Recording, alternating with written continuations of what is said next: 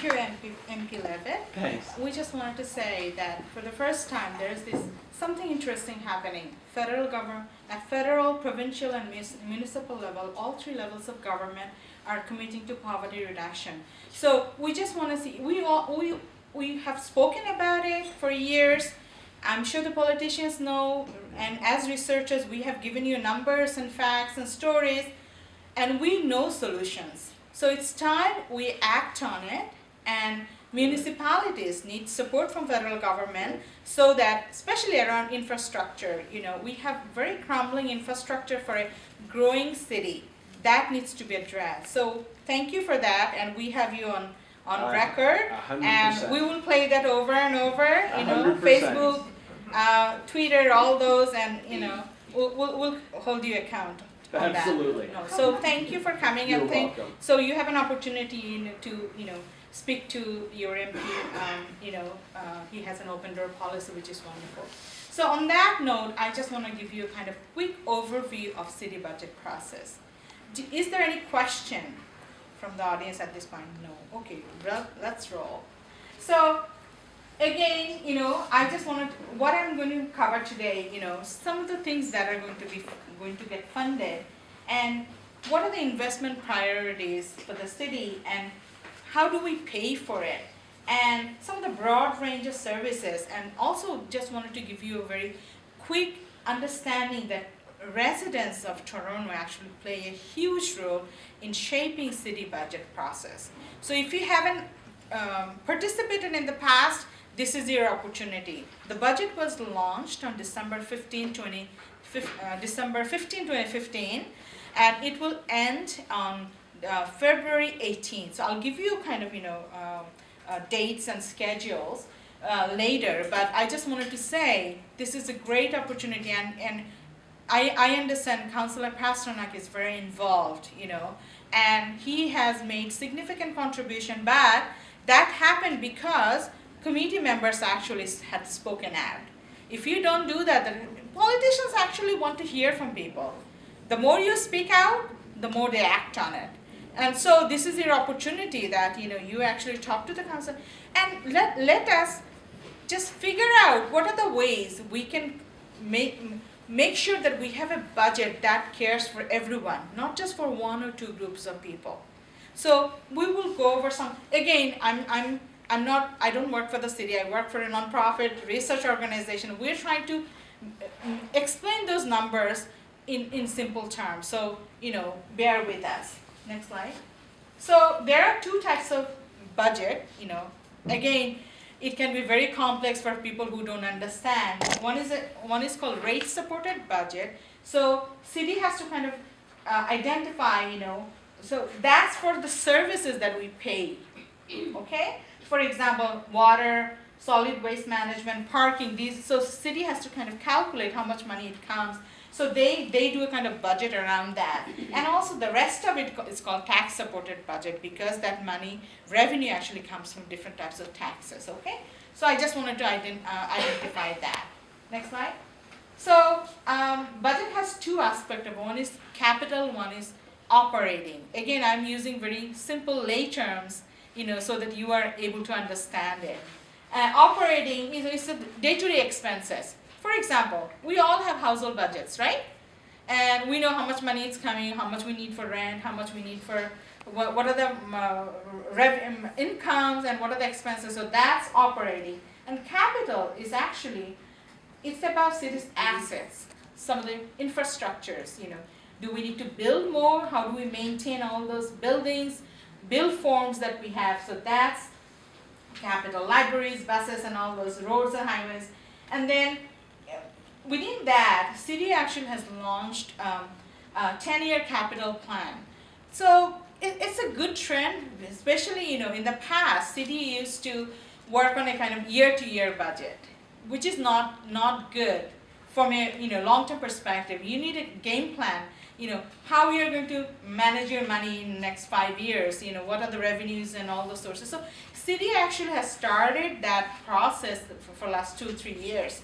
So they're doing multi-year service planning and everything. So I just wanted to point that out. So it's a good approach in the right direction. And that happened because a lot of people actually had spoken about it. So this is where I just wanted to show you the growth of revenue in the last few years. So you see the yellow one is property taxes. So there was some increase in 10, 9, and then it has gone down. Then rate revenues actually, if you see the purple line, what does it say? It's actually growing up. So that means the fees are actually growing up. That means all of us who we pay for, I don't know, TTC, we pay for water, that's actually growing up. So we are paying the city more than we were in the past. And another, I just wanted to say that the top yellow line, that's actually municipal land transfer tax.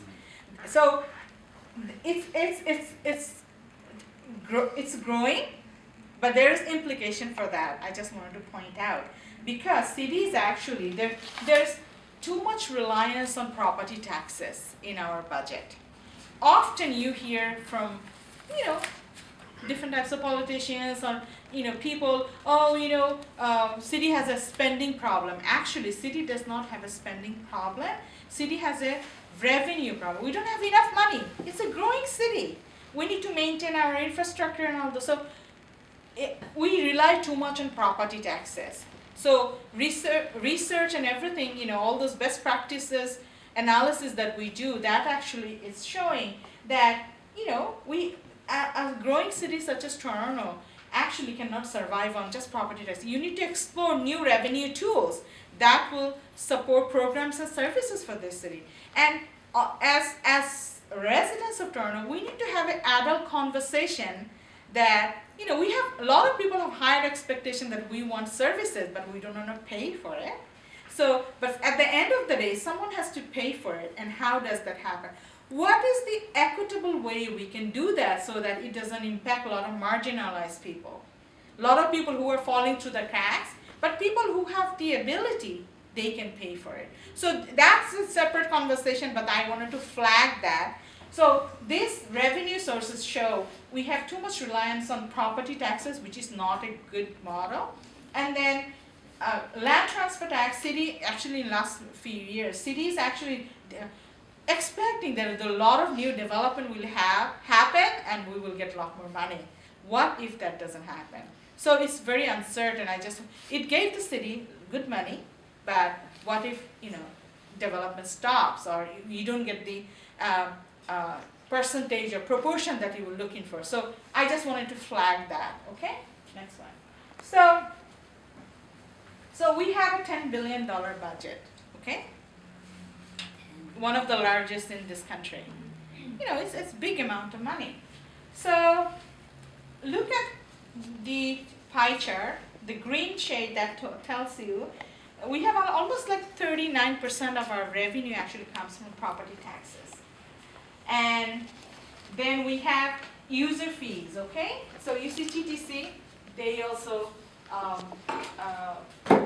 people who write TTC, they pay for it, right? So that's a big portion, almost 12%.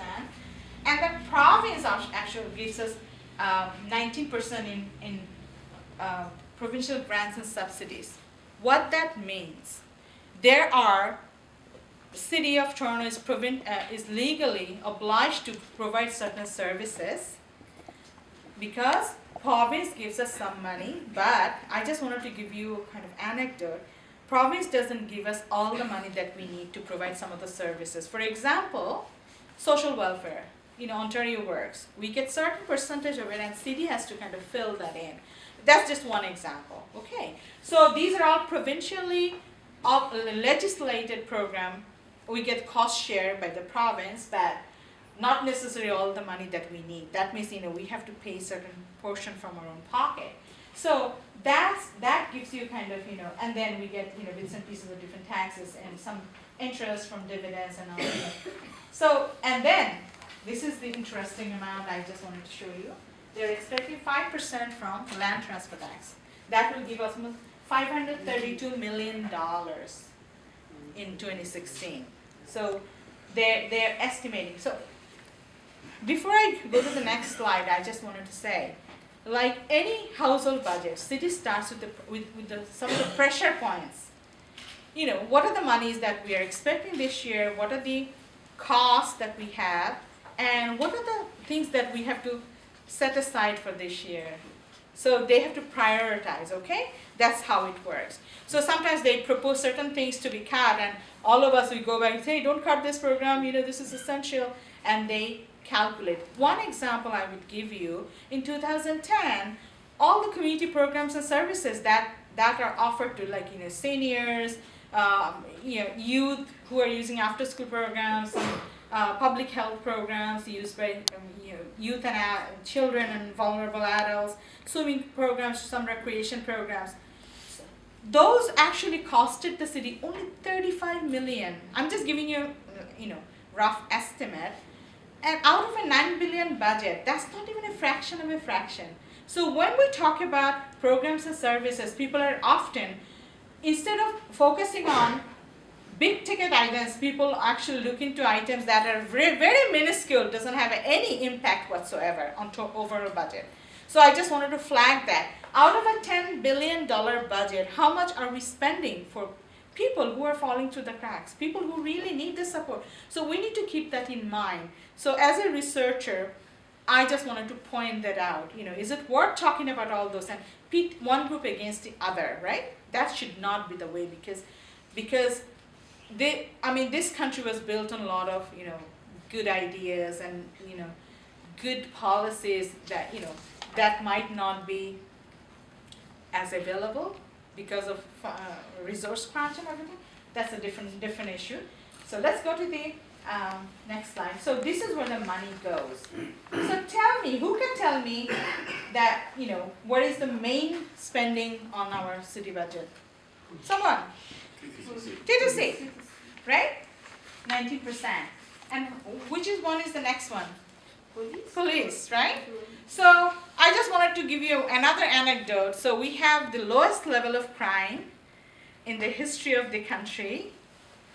Does it mean that we need to invest more in police, right? I'm just putting it out there, you know. But some people say, oh, you know, we have this safe city because we are spending too much on police. But maybe there are a lot of people who are hungry. You know, can we spend some of the money on people who really need those programs and services? So look at those. Different numbers, and so debt charges. You know, we spend only 5%. Some people say, "Oh my God, we're dipping. You know, we're borrowing too much money. It's only 5%." Not that, you know, it's needed or it's encouraged, but, you know, this is a reality. You know, we need to borrow money from time to time, and so sometimes you know, we hear many politicians saying that we are spending too much on government. You know, government size is too big. So look at this. All the counselors, programs, offices, salaries, it's only 4% out of a $10 billion budget. So it's not like, you know, they are getting a lot of Cadillac services. They don't, because they are, you know, there are a lot of efficiencies that are taking place. And we hear about these efficiencies all the time. You know, I think every time I hear efficiency, I should put a quarter, and that would actually, you know, fund a lot of good programs in this service, in the city. And then fire services. So look at some of the emergency programs and services. They really need investment, right? Don't we need fire trucks in the city? We need them. We need paramedics. We need employment support, long-term care, and all those. So these are all equally important. So you can see that biggest money portion of our budget goes to TTC, but it used to be Police Services Board. So in last 2 years, you know, that has shifted, which is a good investment in the right direction. Because we need, how many of you here use TTC? A lot of us. How many of you have used a recreation program at some point in life? Okay. This is also part of recreation, right? So So it's sometimes people say, oh, I don't use city services. Why should I care? Actually, just think about all the things that we do involve municipal programs and services. From the early morning, we start with washing our face, then doing everything. We use hydro, we use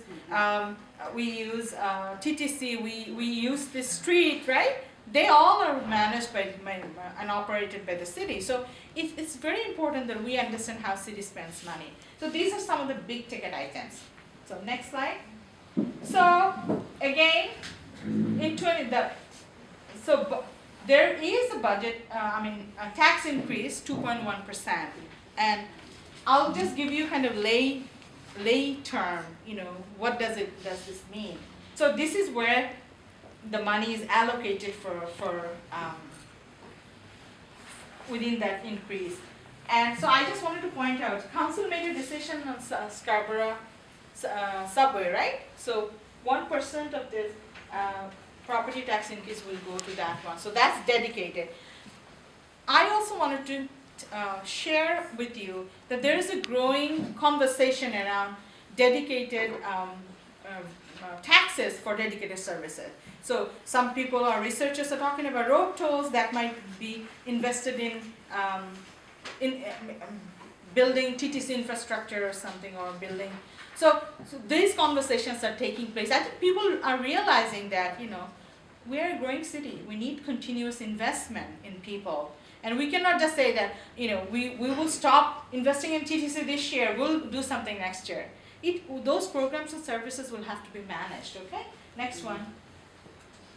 Okay, so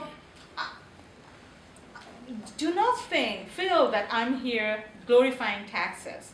I just wanted to, sometimes, when we talk about taxes or revenue tools, people say, oh my God, we are paying too much property taxes. Actually, look at the chart, and we actually compared GTA, Hamilton, Ottawa area, and we pay the lowest property tax in the region.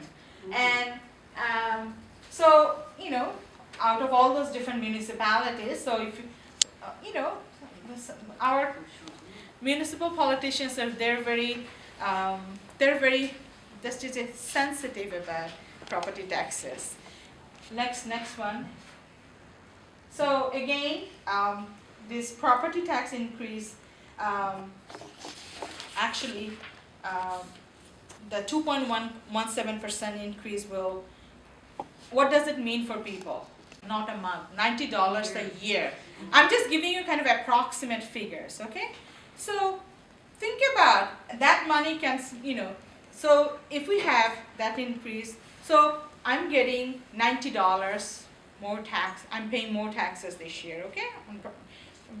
The way they have recommended the 2.17% increase. And so what the implication for it, there are people who spend not a lot of money, we buy coffee from Tim Hortons or Starbucks. So $90, if you just divide it, we're just sacrificing 3-4 coffees. If it's Starbucks, we're sacrificing 2 coffees a month, 1.5 coffees a month, and if it's Tim Hortons, maybe a bit more, okay? So that's the implication, but it gives the city some revenue. So I'm just pointing it out. But if you own a house which is over over $500,000, like over 500,000, so the implication will be that they're paying almost like less than $3,000 extra a year. So anyway, I don't own a house that expensive, so I'm good with $90 a year. But so it's not inequitable, because if you have higher property, square footage, you're paying more. So I just wanted to break down that number for you. Again, this is a kind of approximate number, Next one. So again, I'm not a city person. I just made sense of those numbers, and I just wanted to share those. But again, let's talk about how do we get involved with city budget process. So budget was launched on December 15th, And 5, 6, 8, which is last week, and today actually, their budget committee, there's a budget committee that's formed, right? And some of the councilors are part of it. Actually, Councilor Pasternak is one of the members. So he knows all the numbers and all the implications and everything. And so that meeting is actually happening in real time at City Hall now. And it's called User Fee Town Hall meeting. And also, 3 events that are taking place from tomorrow, day after tomorrow, and Thursday. They're called budget hearings. We call them public deputations. Have you ever participated in, have you ever deputed at City Hall? Show of hands, how many of you have done it?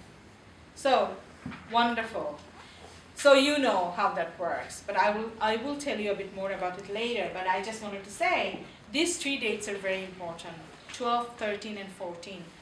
And there's a process in place, and you need to kind of follow through that. I'll talk about it later, but this is very important. This is when sometimes people say, oh, I don't have all those numbers. What if I don't, what if I sound stupid? No, there is no stupid idea. If any number, any budget, any idea that you hear from and you feel that it will impact you adversely, you should go and speak out. There's nothing wrong. All the councilors they just want to hear what are the services, programs and services you're passionate about. And do they always act on it? They actually have to do a very complex balance and prioritize. So I don't want to be a politician because it's a thankless job most of the time, but because you have to kind of, address all those competing priorities. In one hand, that you don't have money. Another hand, you have to make, oh my God, I can't increase property taxes. But we are telling them there are other solutions. Are they going to listen to? So I'll share some of those with you so that you can actually talk to your counselor. So these are very important that you speak out. And then January 18 is and 26 when budget committee is going to wrap up, and they will make final recommendations. So what happens when people speak out, counselors listen to it, say, oh my God, all of a sudden we have 60 seniors. We're saying do not raise CTC fare, do not raise the Metro Pass. They are talking about, can we do something about it? So they actually bring motions and they make amendments to different motions. So what happens, they actually make different recommendations and they finally make all the recommendations to the executive saying that this is what city staff has given us this budget. We have heard from committee members and people have told us, this is what they want, and we listen to them, Well, some might say that they don't always listen to you, but I didn't say that. But so what they do, they will actually make this recommendation, and then executive will also actually have a conversation around that, okay? And then time, okay, he's saying that I have to wrap up. And then it goes to the council on February 17th and 18th. And this is when, all those council debates that take place. So between now and February 18th, you can write to your counselor, you can depute at City Hall, and you can actually, phone your counselors, pester him or her, say that I want you to do this and that. So these are some of the opportunities you have. Next one. And so, again, not necessarily all the things that city does is bad. There are some good and enhanced investment for services. For example, they are investing to keep some of the outdoor ice rinks, for the March break. Last year it was a huge outcry for, a lot of children want to use the program, but the rink wasn't open. So they are investing in some of the, swimming programs and 66 temporary Ontario staff, Ontario work staff. What that is, provincial government, they have introduced this online system that is really complex, but people don't understand it. So they're actually hiring people, these are all temporary positions, to actually help people who are on social assistance. So and another good thing, city is investing in inflationary increase. Everybody's talking about 2% downsizing, but they're calling it efficiencies, I call them downsizing. But the city has decided to support community programs, give them inflationary increase, which is almost like 2%.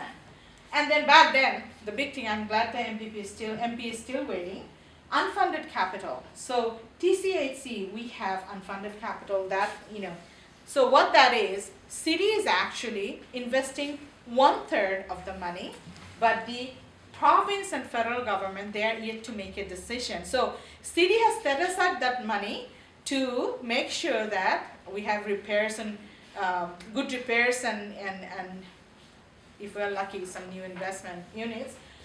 But we need to hear from, so I'm hoping that you will take that back and say communities are talking about that, because city did make it. And again, TTC also needs investment, long-term care home. And so cash flow increase by quarter, we know that, and we understand that there will be more pressure on TTC fare.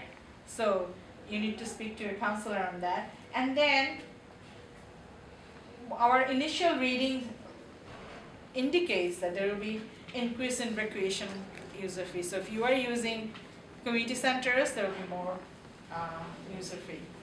Can I make, so yes. Just one, I see the presentation, I'd like to finish.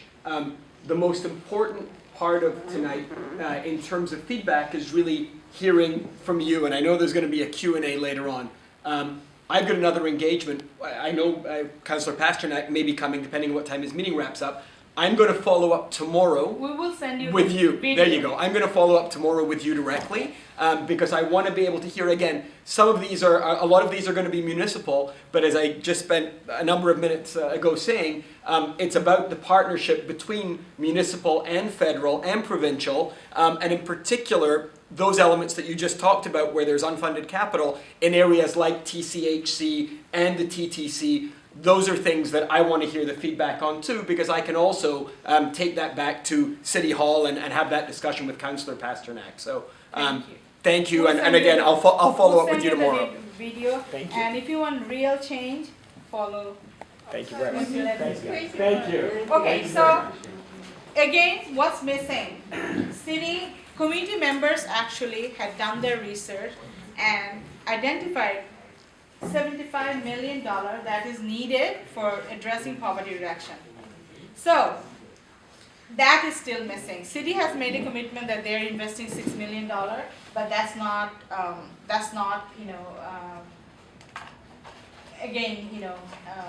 materialized. So again, some of the student nutrition program, housing homelessness services, youth spaces, youth employment program, and employment program for single parents. These are not library services. These are still, there's a huge gap. TTC, Mayor has formed a task force that needs investment. When I say investment, you need money to make sure that work happens. Accountability officers, paramedics, fire prevention and education, arts and culture. Actually, this is a huge gap. So these are some of the areas we feel that there's still money missing. So when you are talking to your council, you can talk to them about this. Next one. Again, our price tag from the community side, we told the city that you need to invest $75 million. That's not available. And actually, United Way, Civic Action, Social Planning, and Board of Trade, Toronto Region Board of Trade, they have sent a letter before City has launched its budget on December 15th that we need this is what you need to invest. But City, they already went ahead with their plan. So again, this is a huge gap, and I wanted to make you aware of that. And so again, you need to register for tomorrow. Whatever session you wanted to debut, buc@toronto.ca. This is where you need to sign up. So I'll talk about it later, but at this point, I want to hand over this to Miles. I talked a lot, and he can talk about what's missing for TTC, okay?